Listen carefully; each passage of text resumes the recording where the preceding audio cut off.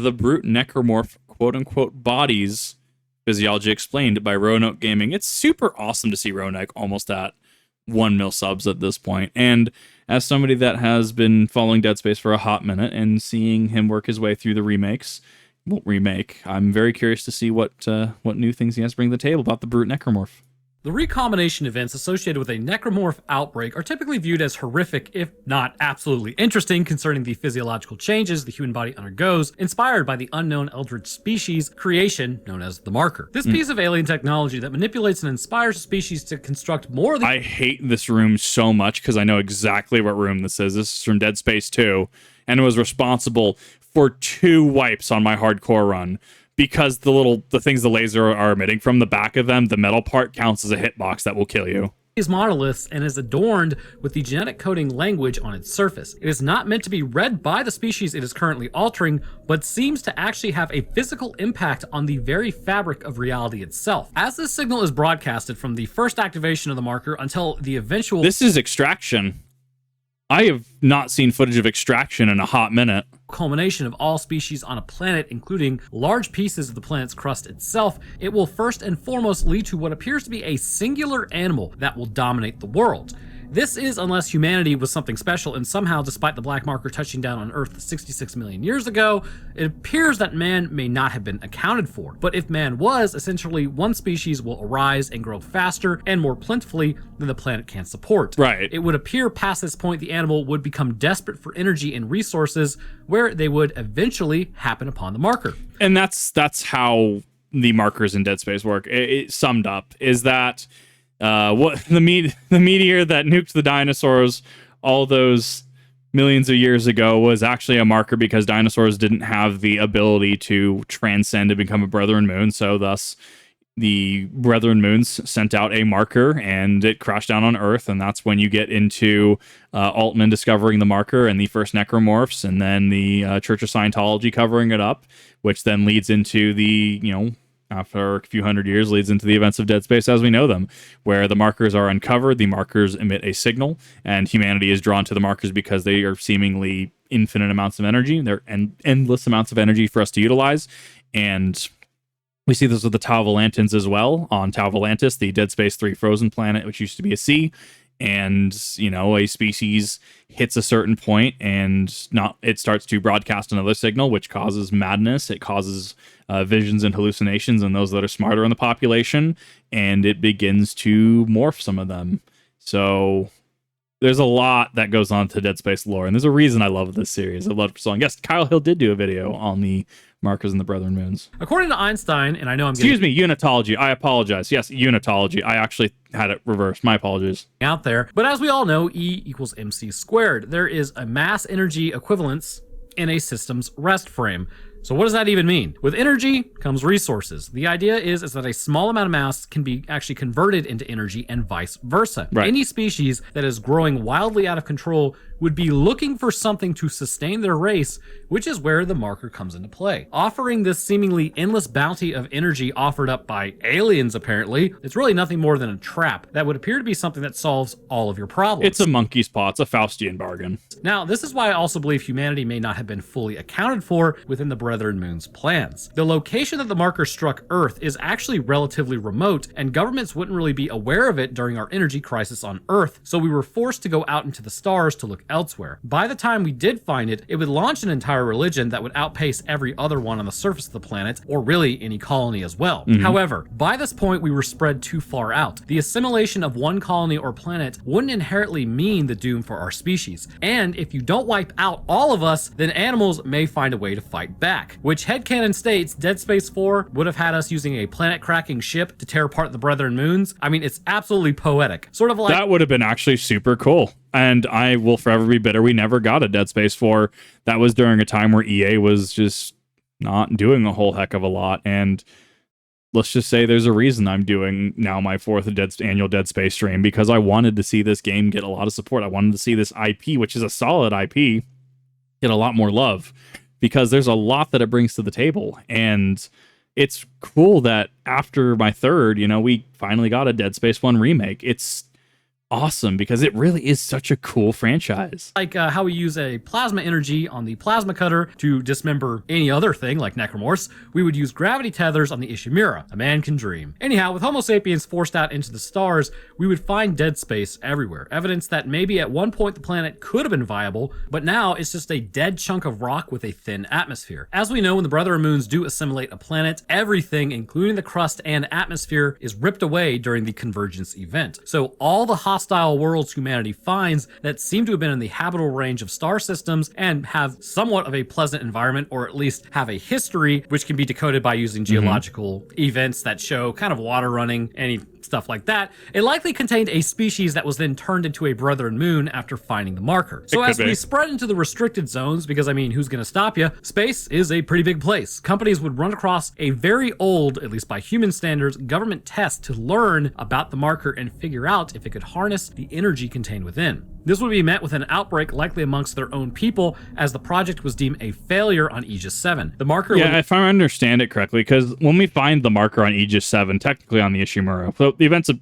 before Dead Space Extraction takes place as a prologue to Dead Space 1, so it was also found, what was it, a couple hundred years before Dead Space and Dead Space Extraction take place, so there was an initial inciting incident and event on Aegis 7, which caused the marker to be sealed away and that being declared a restricted zone. Lie in wait there until rediscovered by the mining crew on the Ishimura, bringing it back up on board despite the active necromorph outbreak taking place on the planet, which coincided with finding this thing and people tearing each other apart. And there was even evidence early on of a hive mind already being established on the planet near the colony. The captain would be driven by religious fanaticism that would blind him to the truth that he was dooming everyone on board to secure his own afterlife. Shortly after being brought up, it would begin quietly enough, or as loudly enough as you might imagine. Is this the mobile game? To absolutely what lose is this? It and either devolve into rocking back and forth on the ground, extreme insomnia, or inducing harm to their own meat suits as well as others. YouTube is definitely going to contact me with the demonetization, and then like, oh well,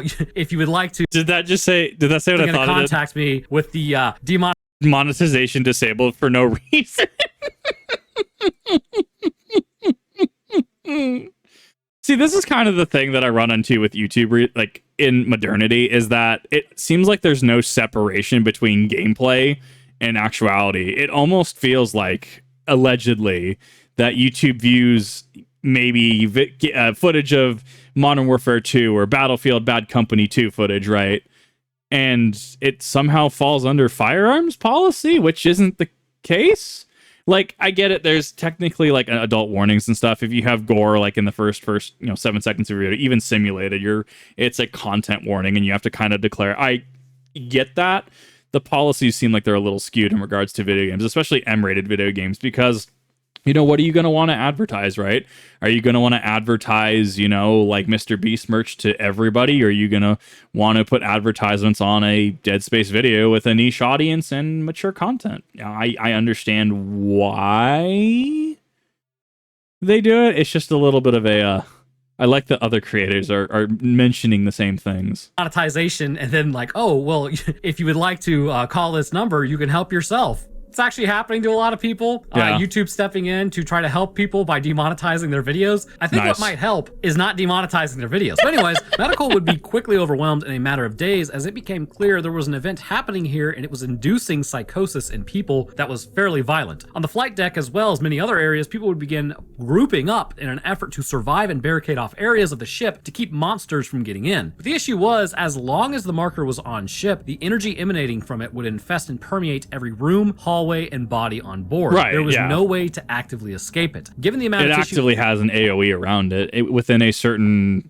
radius of the marker, you are going to be affected by it. Located within the prefrontal cortex gyri, it is hypothesized, at least in my earlier video, that this seems to directly relate to how long you get to keep your sanity. Those who were more intelligent would likely last longer, although they would still be driven to madness if they survived for long enough, but usually they were taken out by something. Those who possessed less mental faculties would either be taken out as they were not adequately able to defend themselves against another during their hallucination event, or would begin ending others in a violent rage because they thought they were being attacked, resulting in bodies quite literally being stacked. Yep. This behavior appears to have only appeared, however, after the bodies were changed into the slasher, the stacking that is. Prior, humans would drop an individual and then move on to the next. As seen in the showers of the Ishimura, slashers were tasked with collecting and compiling meat suits to begin forming more intriguing abominations. And that also goes into the corruption, because the corruption, all the flesh, it's a parallel to the flesh that eats SCP, right?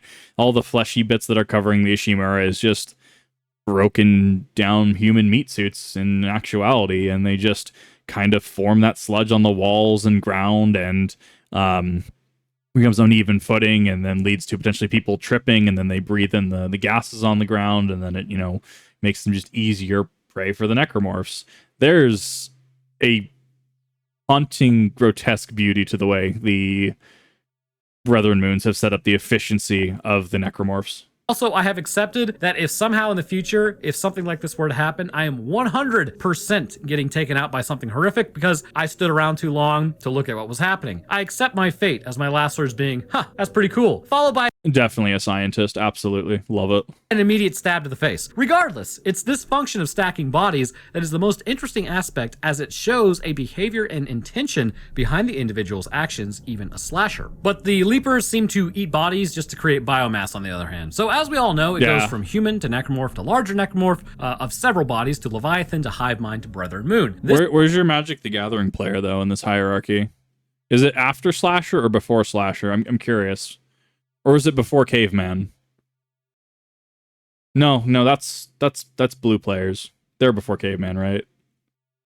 Now that started a civil war in the comments section. You're welcome. To Brethren Moon. This growth is propelled by the acquisition of tissue, which today will be no different. The Brute, looking like an absolute gorilla till we meet again, Harambe, is the upper tier of Necromorph, whose purpose appears to only counter a human's natural compulsion to barricade and protect themselves from the onslaught. Yeah, As mentioned, actually, compared to the Tau Volantians, who appeared to really only have two types of Necromorphs, being the adults in its singular form and the young that they would fire out of their chests, humanity seemed to need a special touch because it didn't appear to go as smoothly as the markers were used to. Now, that's actually a good point to bring up, is that we had many different necromorph variants, right, to kind of address how ingenious humans were, right?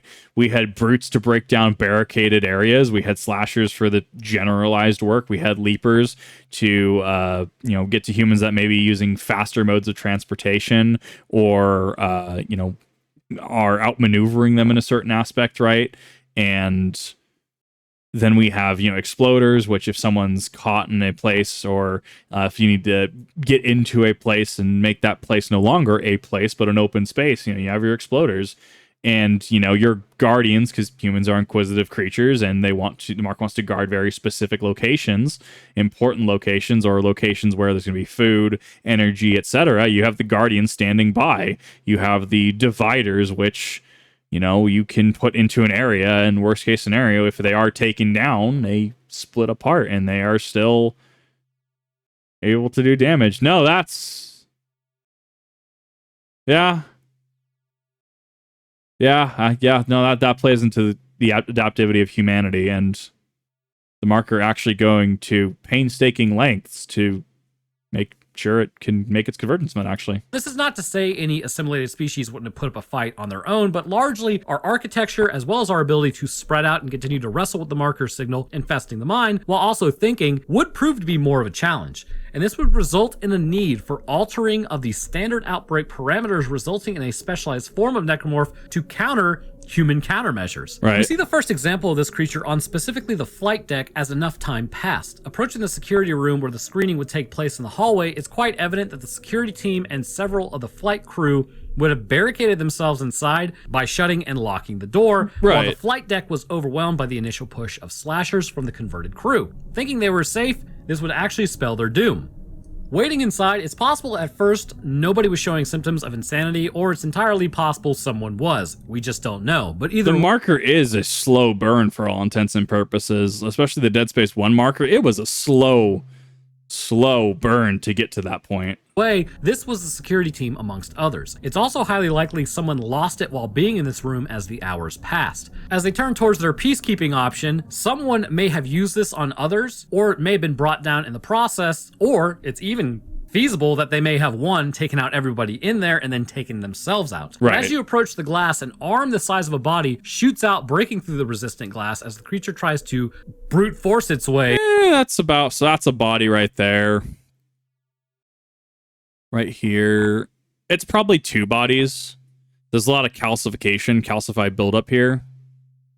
I would say there's 2 bodies here, but this specific arm, this forearm and hand, is probably a singular body. To grab Isaac. After forcing its head through the glass, its distinctive human skull with mandible missing, as well as several bony protrusions jutting outwards, can be spotted. It is clear the security team has been combined into one giant beast. The small proximity of the room and apparent battle that took place within had everyone fall exceedingly close to one another, and it may be at some point possibly a slasher gained access to this room and began stacking bodies in a very particular pattern. Fusing with the bodies as well, it speeds up the process by introducing the viral bacteria into this massive tissue. Once this viral bacteria enters flesh, it will immediately begin doing a few things. First, the marker signal's purpose appears to keep cellular activity going by providing energy to the cells in place of the naturally occurring oxygen-based metabolism. Right. The mitochondria, which is the powerhouse of the cell, is no longer really receiving the nutrients that it needs, which typically would result in the cell expiring. I appreciate that he had to say it was the powerhouse of the cell. He didn't technically have to say that, but I appreciate it. However, being bathed in the marker signal, the energy is more than enough to keep the cell functional, which means its daily operation is going to continue. However,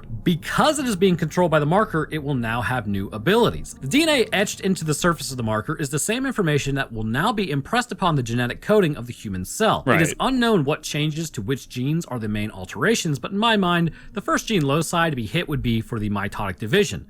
Promoters of genes such as cyclin A, cyclin B, amongst many others, would be spurred into action as the cells rapidly began to divide outside of their standard ability. We see the same mitotic ability when a person is turned into a slasher as they grow in height, weight, and also begin sprouting new bony formations. And it's also going to generate a lot of heat when you think about it, you're having to go under this rapid of cellular division, right?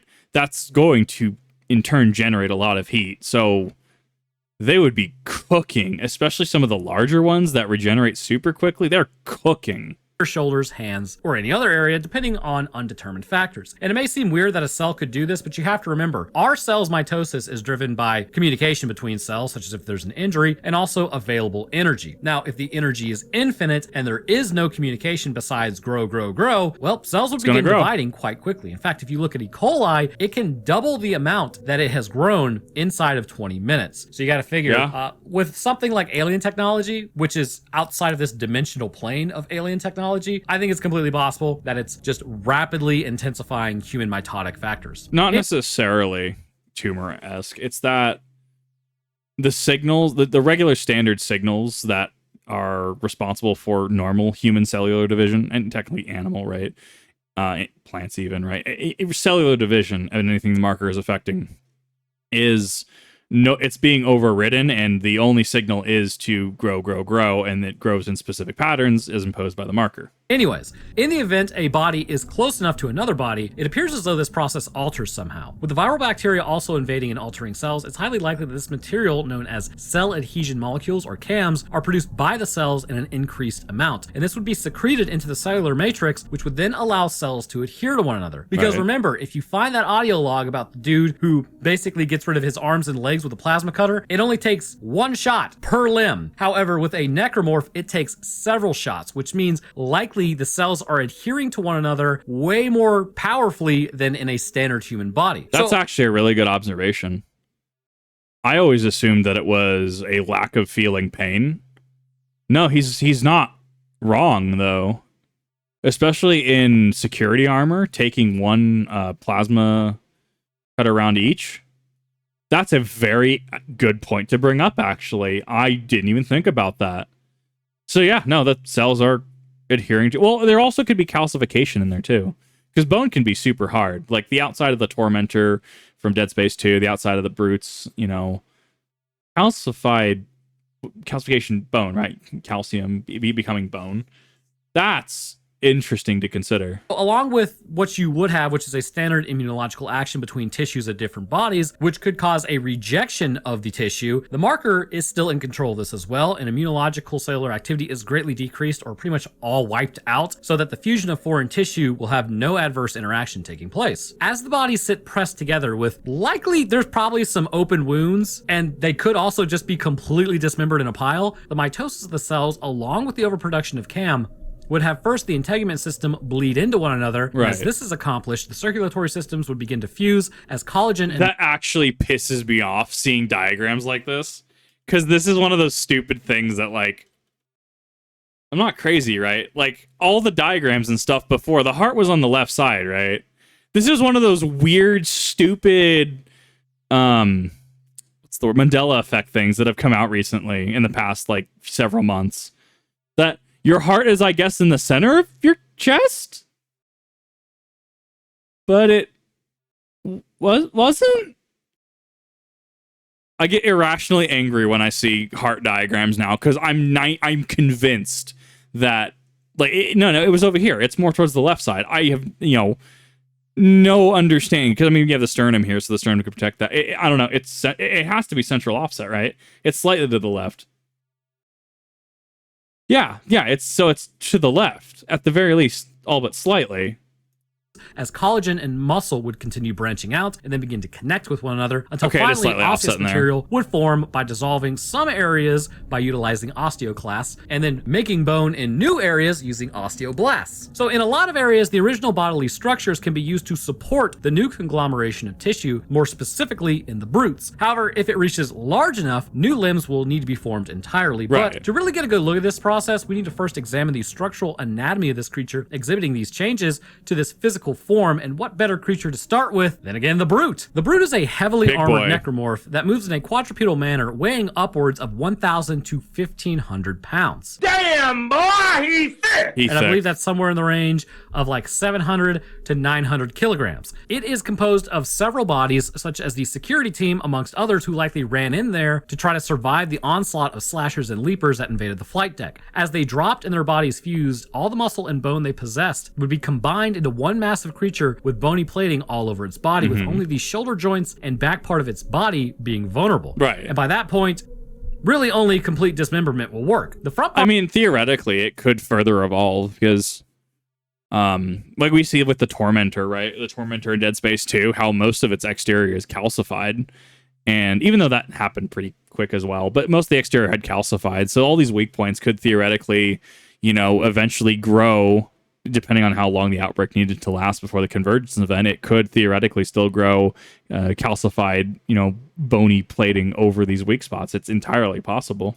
part of the body is not only strong enough to resist a direct hit from a security pulse rifle, but can take direct blast from a plasma cutter. Essentially, the plasma energy will just be completely deflected off to the side of it. While the brute can only run at about a regular human's pace, getting that much mass moving at the speed it is would impart a tremendous amount of force into anything in front of it. Right. It will utilize this same hardness on the front of its body to break through walls and barriers, such as doors, with this bony covering protecting itself from any damage. The same bony plating allows it to basically run into humans and completely dismember a person if they're not wearing rig armor, Ow. as their skeleton is pulverized into broken shards. At minimum, it might break a leg or arm or potentially even sever their spine, rendering them unable to defend themselves. The brute stands at about a height of Isaac, who is canonically around 5'11" or about 180.4 centimeters in heathen units. If it were to fully stand upright, however, which is unlikely given the weight that it would have to put on its 2 back legs, or 4 back legs, then it would potentially stand at a height of 9 feet tall or 274.32 centimeters. There is a reason for specifically this height, however, and to understand why, we need to take a look at what it's composed of, which turns out to be several meat suits. Starting with the Yeah. back feet, we see the foot Starting with the feet.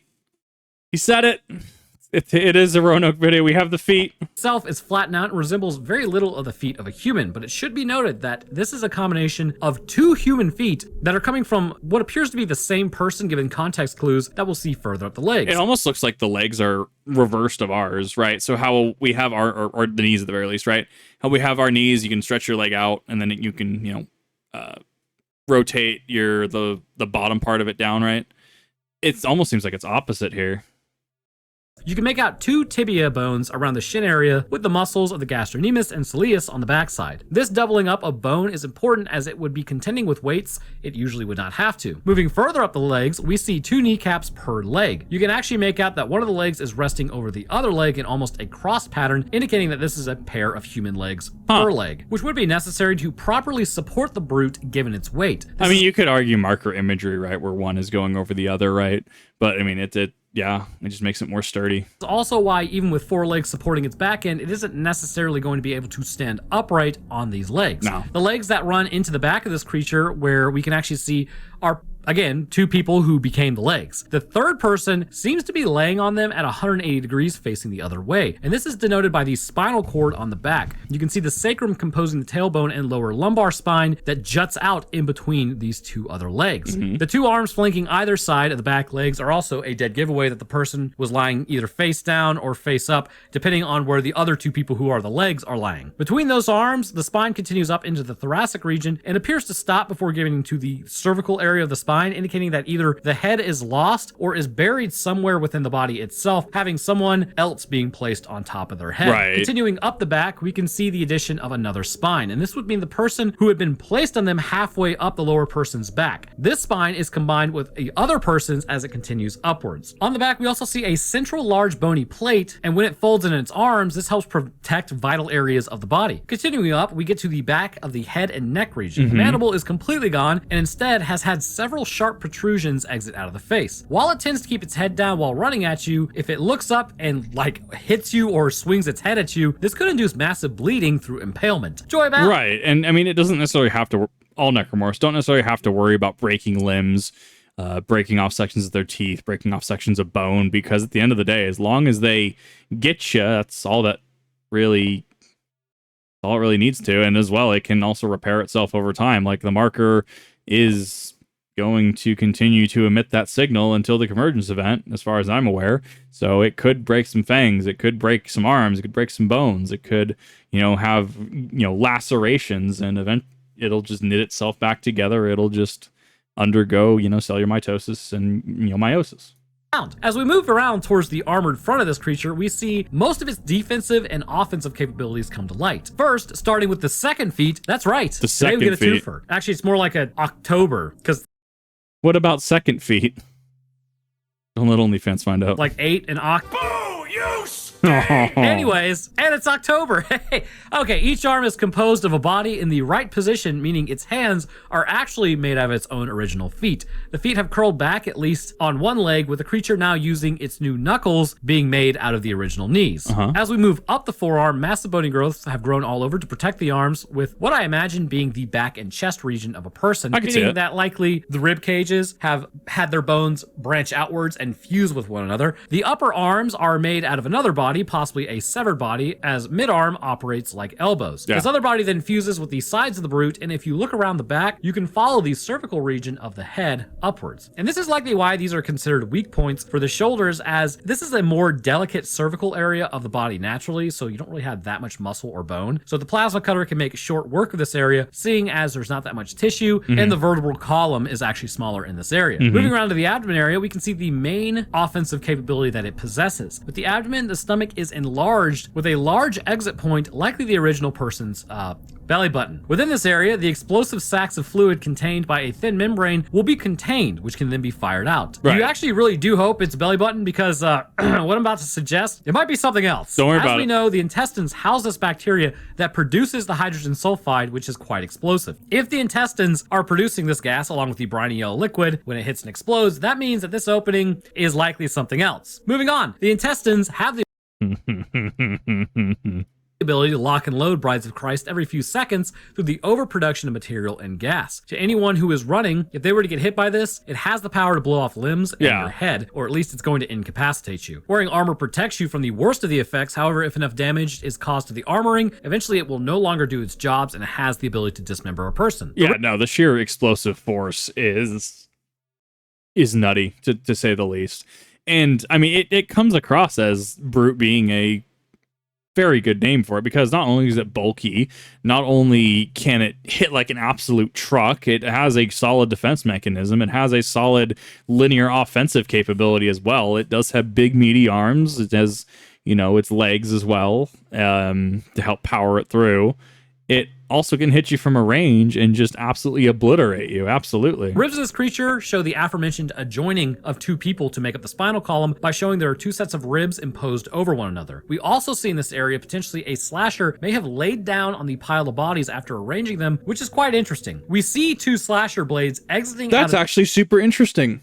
YouTube, hello? That is YouTube being YouTube. Hello? Either side of the I don't know why it does that. I think it's because I'm just looking at this video for too long. No, that makes actually a lot of sense. So it puts the bodies in a specific way, and then the slasher could lay down on it, and then with the marker coding, because the biomass is already in a specific pattern, it is able to fuse in a specific way. That, if true, is super fascinating. Collarbone, which means the slasher placed bodies how it really wanted the brute to look. Upon laying down in the mix, it was fused in to become something larger than it initially was. And this implies a deliberate attempt to quite literally make a meat mech, which is something interesting, as we haven't really seen that in other larger necromorphs. Not really, no. It is possible that this is the standard operation rather than relying on complete chance to form these creatures. Right. Essentially, human bodies are like Lego building blocks. It would make it easier at the very least if that is the process to make a brute, and just takes a slasher doing that in a specific pattern. I mean, it makes it easier than relying on certain genetic markers. The Brethren Moons. With the hard bony exterior, there are quite a few ways to put this thing down for your standard person. If you have no force multiplier and are instead reduced down to like hand to hand, a person has virtually no chance of taking this thing head on. Instead, they would become the corruption on the wall quite quickly. Even those security personnel who could fight without a stasis module, they would not be able to slow this thing down enough to get a good shot on the weak points, which are just the shoulder joints occasionally being exposed by the movement of the arms manipulating the bony coverings and running. If they did land a shot, the brute then curls up its arms, protecting its shoulders and stomach blaster. Yeah, it's called stomach blaster. As very likely, canonically, mitosis would be driven into overdrive in an effort to heal itself, and at this point, the standard person would not have enough firepower nor agility to continue to outmaneuver this thing long term, resulting in their assured end. For your typical person, if you were to fight back, the brute actually takes this as an active challenge. It literally has no qualms about tearing you limb from limb in the most brutal way possible. First, it will straight up punch you in the face. From here, the backward-facing leg on the hand, it'll either... I've been noticing a uptick in these compilations. Like, we've always had death comps. Like, especially, we've seen it with separate ways, too, now. Just, I don't know what it is. The past few months, I've been seeing a lot more, Dead Space death compilations, Resident Evil death compilations. I don't know what has spurned this on.